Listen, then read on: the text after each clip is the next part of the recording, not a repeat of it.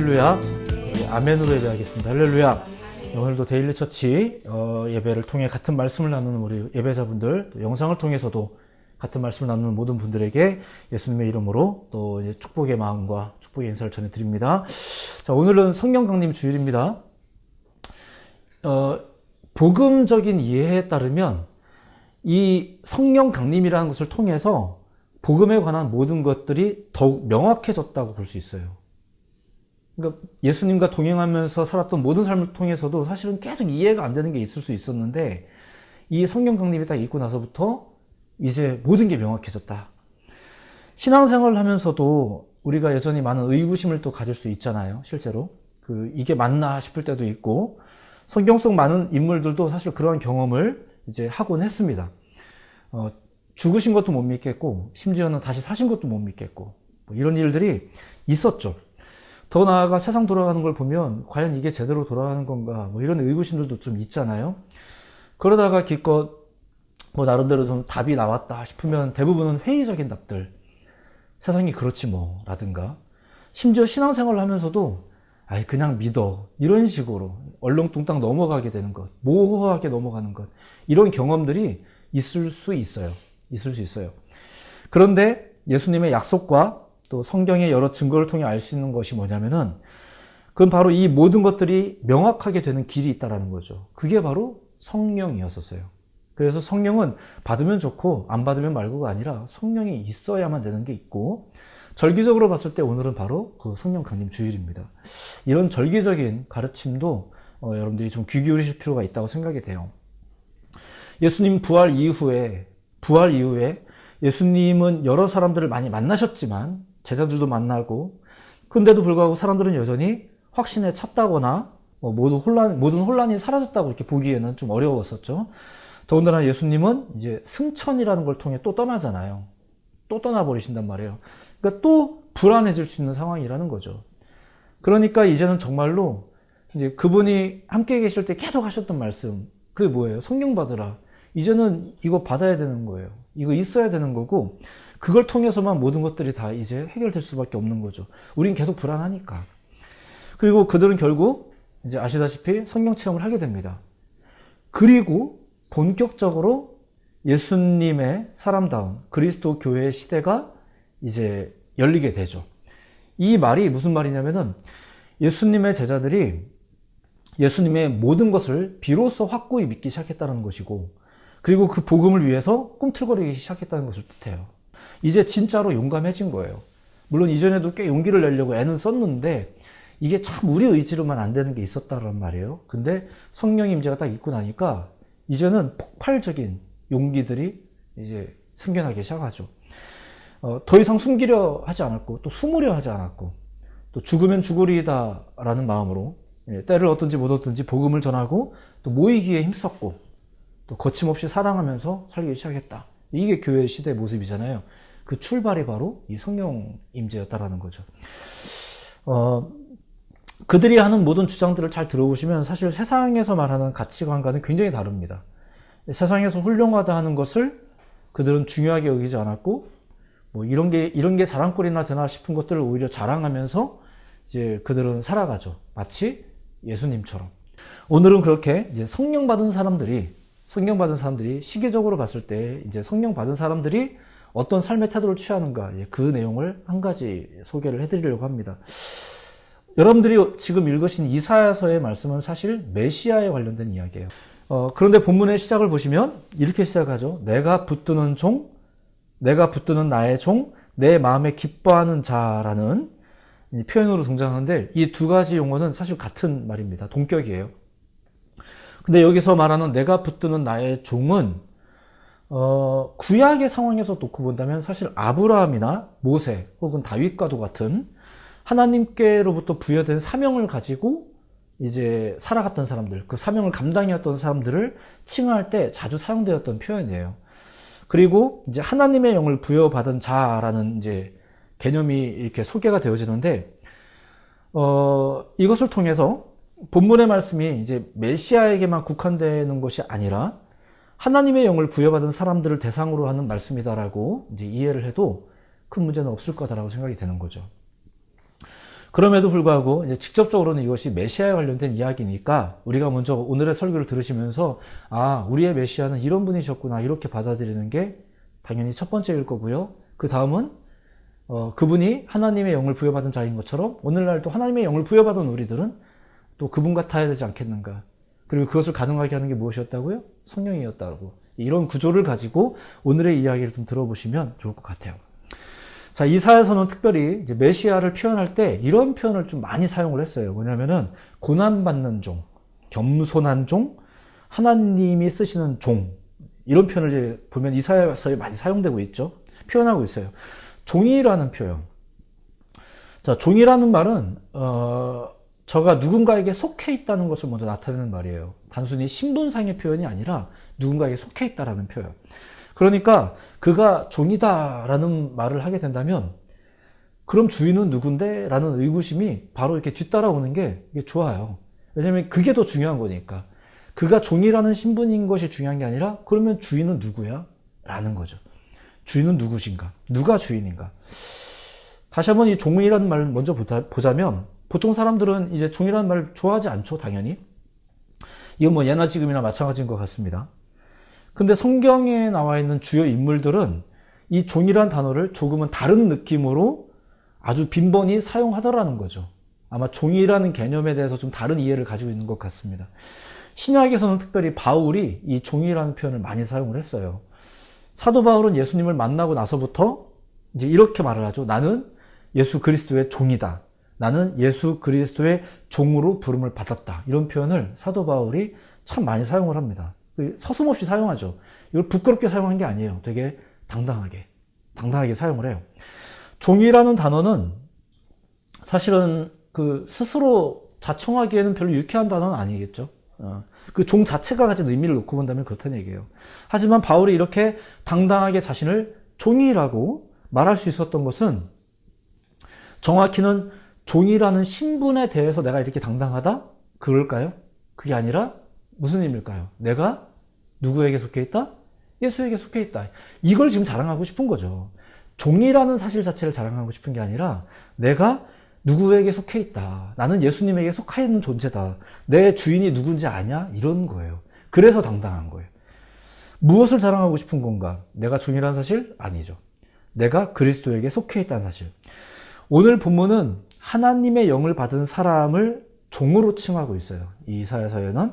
근데 먼저 이렇게 소개를 하고 있는데 1절을 보면 이렇게 되어 있어요. 한번 같이 읽어봤으면 좋겠습니다. 1절 말씀 시작. 내가 붙드는 나의 종, 내 마음을 기뻐하는 자, 곧 내가 택한 사람을 보라. 내가 나의 영을 그에게 주었은즉 그가 이방에 정의를 베풀리라. 아멘. 잘 보시면 본래 종이라는 것은 천한 신분의 노예를 의미합니다. 그래서 누구나 종이 되기 싫어하죠.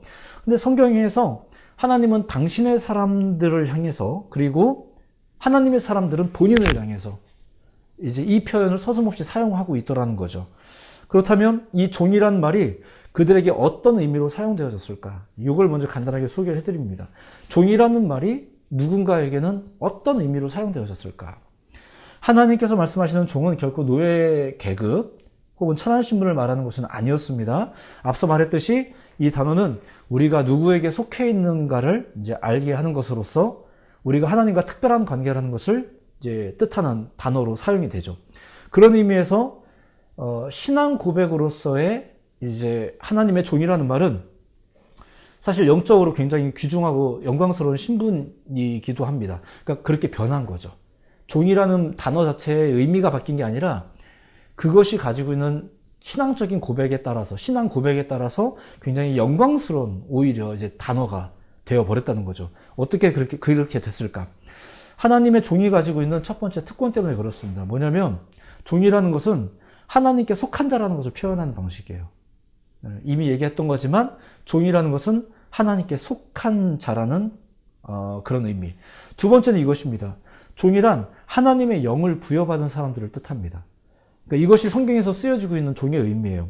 그리고 이러한 작업이 왜 필요했을까? 여기에서 재밌는 것을 보면 그들이 소개될 때, 그 하나님의 사람들을 소개될 때 그들의 과거에 대한 것이 아니라 그들의 미래에 대한 것으로 그들을 소개하더라 이거죠. 이게 무슨 말이냐면은 그들이 해왔던 것을 보고 아, 저 사람이 이렇게 해왔으니까 이렇게 부르자 이게 아니라 앞으로 이런 일을 할 거니까 이렇게 부르자 이렇게 했다는 거예요. 그게 뭐겠어요? 앞으로 그들이 하게 될 일이 뭐겠어요? 그게 하나님의 사명을 맡은 자들이죠. 그러니까 사명을 맡은 자들에게 부여해주는 의미가 종이었다라는 거예요. 그냥 밑에 사람이라는 의미로서 종이 아니라 사명을 맡은 자들. 그것이 세 번째 특징인 겁니다. 두 번째인 하나님의 영을 부여받은 자와 세 번째인 하나님의 사명을 부여받은 자가 이제 같이 연결이 되죠. 하나님의 뜻을 이루기 위해 사명을 부여받은 자, 그들에게 이 종이라는 표현을 사용했어요. 이렇게 성경을 통해 종이라는 개념이 좀 바뀌어질 수 있다는 것, 특별히 믿음의 눈을 가진 사람들에게는 이 개념이 그렇게 달라질 수 있다는 걸 먼저 기억하셔야 돼요. 그렇다면 두 번째 주제는 그거죠. 소개해드리고 싶은 주제는 그거예요. 그럼 그들이 정말로 누리는 특권이 뭐겠냐? 종이 누리는 특권. 이게 조금 재밌어요. 첫 번째는 이걸 우리가 좀 관념적으로 이해할 때가 많긴 한데 첫 번째 특징은 이겁니다. 하나님께서 그를 붙들어 주신다는 특권이에요. 종을 붙들어 주신다는 것. 붙들어 주신다라는 말이 이게 히브리어에 쓰여 있는 단어를 가지고 이렇게 어원적으로 보니까 이런 의미가 있더라고요. 하나님이 떠받들어 주신다. 이게 이런 의미가 있더라고. 붙들어 주신다는 말은 그냥 이렇게 붙잡고 서 있다 이런 의미가 아니고 하나님께서 떠받들어 주신다는 뜻이 있더라고요. 그리고 심지어는 지원해 주신다는 뜻이 있어요. 사실 이게 정확한 것 같아요. 그러니까 모름지기 종의 역할을 원래 생각해 보자면 주인을 떠받드는 게 종의 역할이잖아요. 종의 역할이라는 것은 원래 주인을 떠받드는 거예요. 근데 하나님의 약속에 따르면 주인 되시는 그분께서 이 종을 더욱 돋보이게 떠받들어 준다는 거죠. 종이 열심히 하고 나면은 주인이 빛나야 되고 주인이 돋보여야 되는데 지금 종이 막 돋보일 판이에요. 왜냐하면 주인이 막 밀어주거든요. 주인이 막 떠받들어 주거든요. 하나님은 당신의 종을 인정하고 인도하고 보호하십니다. 비록 부족하고 연약해도 때로는 준비가 안 됐다 싶더라도 하나님께서는 당신의 영을 가진 사람들을 꼭 붙들어 주신다는 거죠. 그리고 그들을 돌봐 주신다는 거예요. 이 약속을 믿으시기 바랍니다. 이게 세상에서 말하는 종의 개념과 좀 다른 의미인 것 같아요. 두 번째는 하나님은 당신의 종 때문에 기뻐하신다는 겁니다. 그 예수님께서 그 요단강에서 세례를 받으실 때 그분이 하늘에서 들려온 음성이 이제 있었다는 거 아시죠? 그게 뭐였었어요? 이는 내 사랑하는 아들이요 내 기뻐하는 자다. 이런 음성이 있었어요. 예수님을 향한 말씀이죠. 예수님을 향한 말씀인데 좀 더 성경 전반을 통해서 보시면 거시적인 의미에서 보자면 단순히 해석의 문제가 아니라 실제로 성경에 나와 있는 하나님께서 굉장히 기뻐하셨던 사람들의 특징을 보면 그들을 향해서 하나님이 자주 이런 표현을 하셨다라는 거죠. 내가 너를 기뻐한다. 내가 기뻐하는 종이다. 이런 표현들을 많이 쓰셨다라는 거예요. 하나님의 사람들을 하나님은 기뻐하세요. 하나님의 종을 하나님이 되게 기뻐하세요. 얘네들이 잘하면 잘한다고 미워하고 이게 잘난 척하네 이렇게 하는 게 아니라 기뻐하세요. 우리도 교회 안에서 좀 잘난 성도가 있고 잘난 동역자가 있고 친구가 있으면 기뻐할 줄 알아야 되는데 우린 좀 가끔은 시샘을 좀 하잖아요. 그건 하나님의 영을 가진 사람다운 태도는 사실 아니에요. 참 희한해요. 교회가 하나님의 사람들이 모였다고 하는데도 불구하고 서로 잘하면 잘하는 걸 응원해주고 기뻐해줘야 되는데 가끔 그러기보다 오히려 시샘하고 깎아내릴 때가 좀 있는 것 같아요. 그거는 좀 우리가 회개하고 우리들의 모습이 잘못됐구나 이런 것들 좀 조명해 보셔야 될 필요가 있다고 생각이 됩니다. 세 번째, 종은 하나님이 택한 존재라는 것입니다. 이게 특권이죠. 이 말로만 보면 되게 단순한데 이 택한 존재라는 말이 무슨 말이냐면은 택했다라는 게 뭔지 아시죠? 수많은 사람들 중에 누구 하나를 이렇게 택했다. 이걸 택했다라고 하잖아요. 이게 무슨 말이냐면은 당신과의 인격적인 교제를 위해서 선택을 하신 거예요. 그러니까 누구야 나오너라 이렇게 말할 때는 단순히 무리 중에 한 명을 부른 게 아니라 지금 나하고 관계를 맺는 거죠. 성경에 기록되어 있는 많은 사람들의 모습이 대부분 다 그렇게 주님과 관계를 맺은 사람들의 이야기예요. 그러니까 주님께서 우리를 택하셨다는 얘기는 단순히 어떤 업무를 맡기기 위해서가 아니라 어떤 일을 맡기기 위해서가 아니라 당신이 힘이 없어서 도와줄 조력자를 찾기 위해서 누군가를 종으로 세우고 불러주시는 게 아니라 교제를 하고 싶은 거예요. 그러니까 만약에 내가 하나님께 사명자로 부름을 받았다 이러면은 내가 해야 될 일이 있구나라는 걸 깨닫기 전에 하나님이 나하고 더 많이 친해지고 싶구나, 이렇게 생각하시는 게 좋다는 얘기예요. 저도 이제 청년 사역을 하면서 많은 교회에서 이제 사역자들을 훈련시키면서 꼭 그 얘기를 하곤 했었어요. 너가 임원이 됐다는 얘기는 너가 다른 청년들보다 더 많은 일을 해야 된다라는 게 아니라 더 많이 목사를 만날 기회를 얻는다는 거야. 더 많이 하나님과 가까워질 기회를 얻는다는 거야. 이런 이야기를 좀 나누곤 했어요.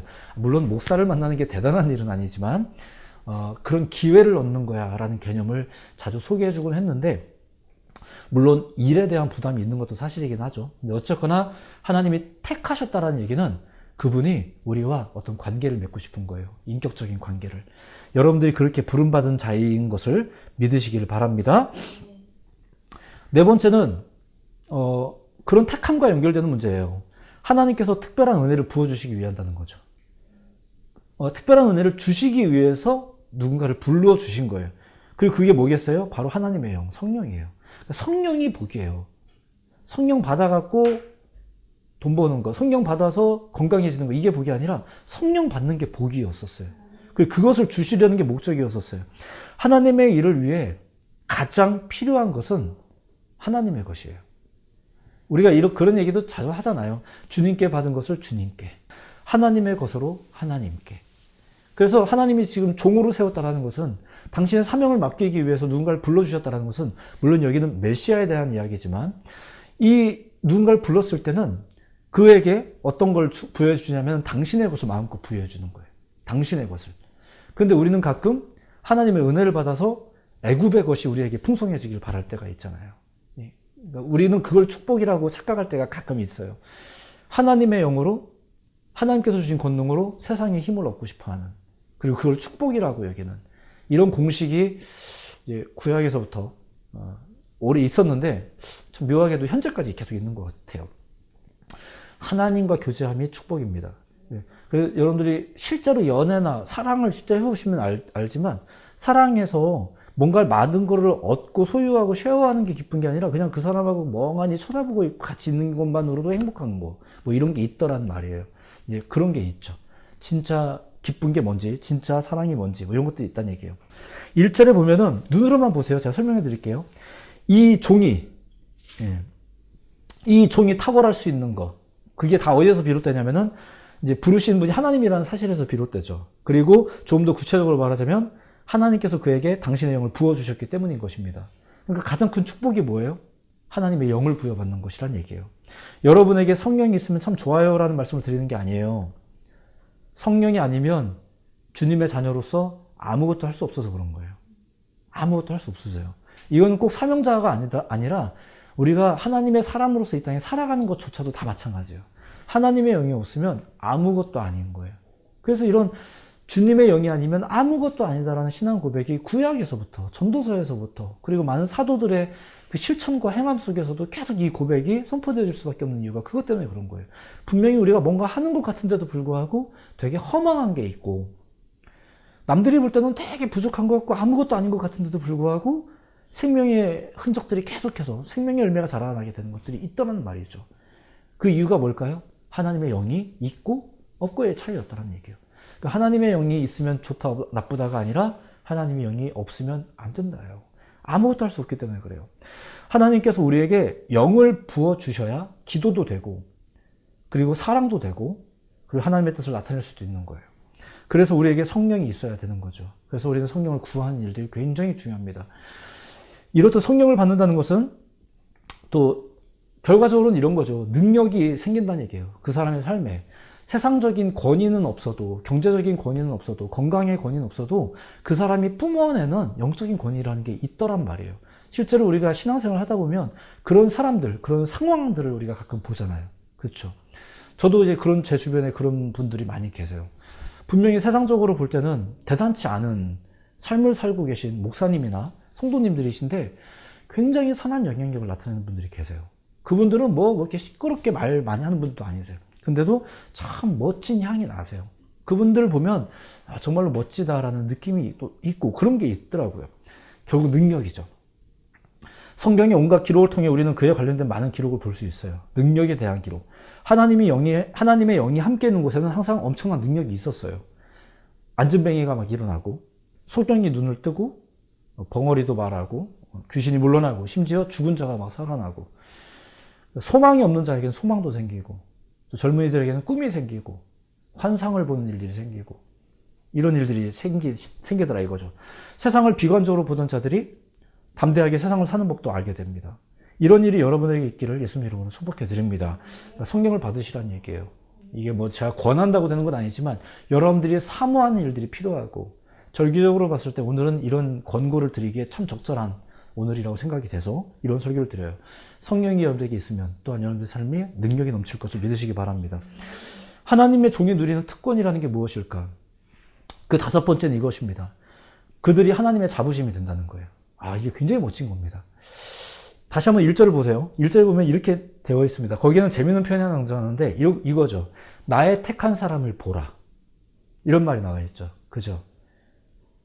자, 나의 택한 사람이 지금 신분상으로 볼 때는 뭐예요? 그래서 종이죠. 종이에요. 종이라면서요. 종을 자랑하는 주인은 없습니다. 물론 우리 집 종들 잘한다 뭐 이렇게 말하는 경우가 있긴 하지만 뭐 우리 회사 직원들 잘해 뭐 이렇게 말하는 그런 개념도 있긴 하지만 일반적으로 그렇지 않아요. 앞에서 말씀드렸듯이 종의 역할이 주인을 돋보이게 만들고 주인을 서포트하는 거기 때문에 주인이 빛나는 거죠. 그런데 하나님은 자기 종을 만방에 대세우며 자랑하고 계신 거예요. 그러니까 하나님이 여러분들을 자랑스럽게 여기신다는 거죠. 물론 조금만 생각을 환기하자면 본문에서 말하는 대상이 사실은 누구라고요? 메시아라고.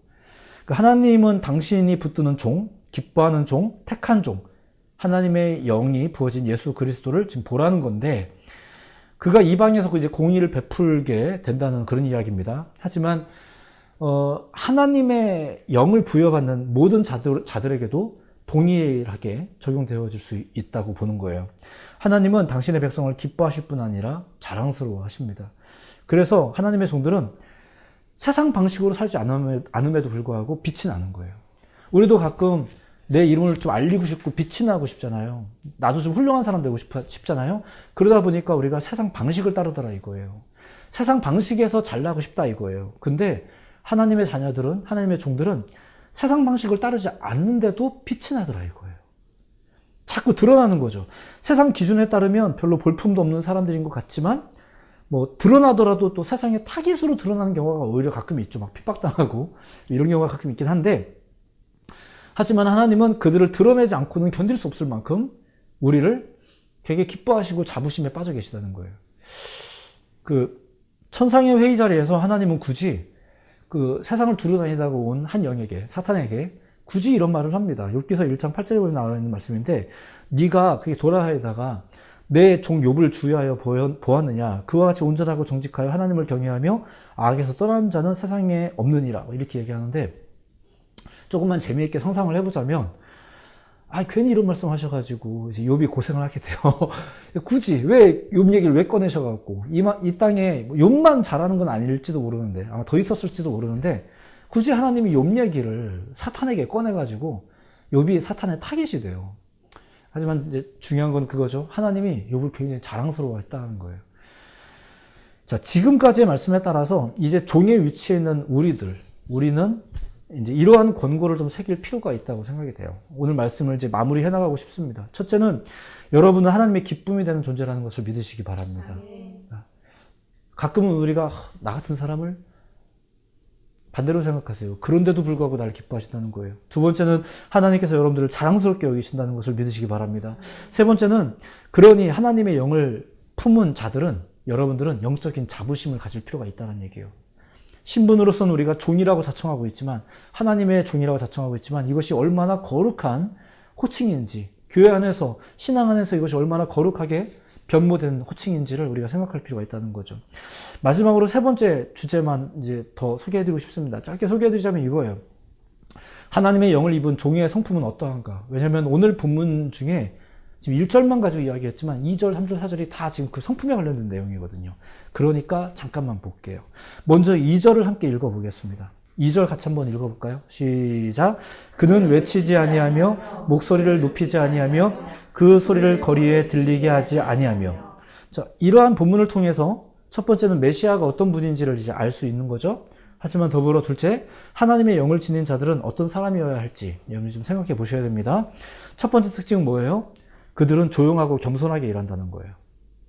외치지도 않고 목소리를 높이지도 않아요. 그러니까 자꾸 외친다는 얘기는 뭐냐면은 자신의 소리로 자신의 영향력을 추구하며 산다는 뜻이거든요. 근데 그걸 안 한다는 거예요. 왜 그럴까요? 종이니까. 종이니까. 자신이 종이라는 자각이 있는 거예요. 종이라는 자각이 있으면 좀 친절하게 해줬다고 거만하게 행동하지 않죠. 내가 종이라는 것을 항상 기억하고 있는 거죠. 심지어 메시아도 그러신데, 지금 이거 메시아에 관련된 이야기잖아요. 메시아도 그러신데 우리는 어떠해야 되겠습니까? 실제로 메시아이신 예수님조차도 당신이 하시는 모든 일이 하나님의 뜻 가운데 있음을 자주 피력하셨습니다. 분명히 이러한 방식은 미련해 보이는 방식이지만 분명히 메시아께서도 취하신 태도이기 때문에 하나님의 영을 가진 자들이 또한 그렇게 취해야 되겠죠. 그런 태도를 취해야 되겠죠. 두 번째, 그들은 약자의 편에 서는 결정을 한다는 거예요. 약자의 편에 선다 이전에 약자의 편에 서는 결정을 한다는 거예요. 의지를 발휘하고 노력을 해야 된다는 뜻이에요. 이게 무슨 말이냐면 3절을 읽어보겠습니다. 3절 같이 읽어볼게요. 시작. 상한 갈대를 꺾지 아니하며 꺼져가는 등불을 끄지 아니하고 진실로 정의를 시행할 것이며. 자, 상한 갈대를 꺾지 않는다고 말해요. 지금 갈대가 상에 있는 거잖아요. 사실 상한 갈대는 꺾어줘야 됩니다. 제가 뭐 식물을 많이 키워보진 않았지만 식물을 키울 때 중요한 방식 중에 하나가 이거래요. 뭐냐면은 상한 것이 있으면 빨리 제해버려야 된대요. 그래야 나머지 그런 잎사귀들을 잘라줘야 나머지 건강한 것들이 잘 자란다는 거죠. 근데 오늘 본문에 의하면 하나님의 영을 가진 자들은 어떻게 한다고요? 상한 갈대를 꺾지 않는데요. 이것은 세상 방식과는 대립되는 거고 어떻게 보면 지혜로운 방식도 아닐 거예요. 하지만 그들은 그거를 선택하더라 이거죠. 왜 그럴까? 그건 미련해 보이는 일입니다. 우리 인생 속에도 때로는 쓸모없는 상한 갈대처럼 여겨지는 사람들이라든가 마음이 있죠. 예, 있을 수 있어요. 하지만 하나님은 그들을 꺾지 않죠. 꺼져가는 등불도 끄지 않으십니다. 그들은 끝까지 기회를 찾고 격려합니다. 하나님의 종들은 딱 교회 안에서 봐서 저 사람은 되겠다 안 되겠다 이런 걸 함부로 하지 않고 설령 그렇다 하더라도 끝까지 하나님의 뜻을 따라 선을 행하고 사랑을 하는 거죠. 이와 달랐던 사람들이 성경에 등장하죠. 바리새인들. 바리새인들은 자기들이 온전해지기 위해서라면 기꺼이 율법에 의해서 죄인으로 규정되는 사람들을 상종 안 해도 된다고 생각을 했어요. 그들을 쳐내야 오히려 온전하다 이런 이해를 가지고 있었죠. 그리고 예수님은 그것이 잘못됐다고 지적하셨고요. 셋째로 그들은 진리로 공의를 선포했다는 것입니다. 종도 종 나름이라는 거예요. 종이라고 얕보면 안 된다는 얘기입니다. 왜냐하면 제가 학생 때 이런 경우가 많이 있었어요. 형이 저한테 야 빨리 집에 들어와 이러면 제가 막 화가 나요. 그냥 무조건 형이 얘기하면 화가 났어요. 일단은 내가 하고 싶은 걸 못하게 하는 존재니까 형이 얘기하면 난 더 놀고 싶은데 화가 났어요. 근데 이어서 형이 이렇게 말합니다. 엄마가 빨리 오래. 아빠가 빨리 오래. 이러면 더 이상 제가 화만 낼 수가 없어요. 왜냐하면 형의 말이 형 이상의 권위를 가지고 있기 때문에 그래요. 형이 외치는 그 말이 제가 생각하는 것보다 훨씬 큰 권위를 가지고 있다는 거죠. 하나님의 종이라는 것은 신분상으로는 종일지 모르겠지만 그들이 하는 말이 가지고 있는 권위가 있더라 이거예요. 그들은 진리로 공의를 선포하는 자들이에요. 그래서 종을 함부로 생각하시면 안 돼요. 종은 굉장히 그 사람들 자체는 그냥 우리랑 똑같이 성정을 가진 목사님들이고 그냥 부족한 것도 많고 그럴 수 있겠지만 그들이 다를 수밖에 없는 이유는 뭐냐면 그들이 가진 선포가 누구에게, 그들이 가진 말씀의 선포가 그 권위가 누구에게 있느냐 때문에 그래요. 그래서 종도 종 나름이에요. 그 진리가 하나님께 속한 것이기 때문에 그 종의 선포는 놀라운 권위를 가지는 것입니다. 절대로 얕봐서는 안 되는 거예요. 그래서 진리의 주관자가 누구인지 아는 하나님의 종은, 이 진리의 주관자가 누구인지 아는 하나님의 종들은, 하나님의 영을 따라 사는 존재들은 이제 자기도 그 권위를 믿고 담대하게 선포하는 것이기 때문에 사람들이 나를 좀 업신여긴다 하더라도 내가 당당한 거예요. 내가 겁이 안 나는 거예요. 고난과 역경에도 쉽사리 넘어지지 않죠. 포기하지 않는 거예요. 오늘 본문에 따르면 메시아가 그러셨어요. 메시아께서 그러셨어요. 그리고 이제 하나님의 영에 속한 사람들에게도 비슷한 권고를 드리고 있는 중인 거죠. 예수님이 먼저 그렇게 사셨어요. 하나님의 아들이시면서 하나님의 뜻을 따라 세상 기준에서 벗어나셨지만 당당하셨고 영향력 있게. 그분은 불과 33세에 십자가에 달려 죽으셨습니다. 불과 3년 공생의 기간 보내셨고 사실 눈에 띄는 결실도 별로 없었어요. 사람을 남기는 목회로 생각한다면 뭐 거의 실패였고요. 돌아가실 때는 가장 공들였던 제자들이 하나도 남지 않는 뭐 이런 상황까지. 이것은 이제 본인도 이미 알고 계셨어요. 그래서 나는 심지어 내 머리 둘 곳 조차 없다 이렇게까지 말씀하시면서 사역을 하셨으니까. 그러니까 사역을 하는 도중에도 자기가 이렇게 비춰줄 수 있구나라는 것도 다 아셨어요. 다 아셨지만 그냥 하셨죠. 하지만 결국 그분은 부활을 통해 그리고 성령의 증거를 통해 결국은 모든 인류를 소유하시게 되었어요. 모든 이름 위에 뛰어난 이름이 되셨고 모두가 다 주라고 부르는 존재가 되셨어요. 엄청난 거죠. 지금까지의 설명을 이유로 이제 우리는 자부심을 가질 필요가 있다고 생각합니다. 어떤 자부심이에요? 우리가 하나님의 종이라는 자부심. 물론 이런 이해와 확신은 성령을 통해서만 가집니다. 이게 설명 듣고 이해했다고 그래 맞아 다시 힘내야지 이제 이렇게 하는 의지적인 것뿐만이 아니라 우리가 확고함 가운데 걸 수 있는 것은 결국은 성령의 임재를 통해서 가능해집니다. 우리가 하나님의 종이라는 것을 예수님의 제자라는 것을 크리스찬이라는 것을 부끄러워하지 마시길 바랍니다. 그것은 성령이 없는 자의 모습이에요. 하나님의 영이 없는 사람의 모습입니다. 믿음 없는 사람의 모습이에요. 여러분의 삶이 성령으로 인해 자부심이 가득한 활력이 넘치는 삶 되시기를 예수님의 이름으로 축복해 드립니다. 기도하겠습니다.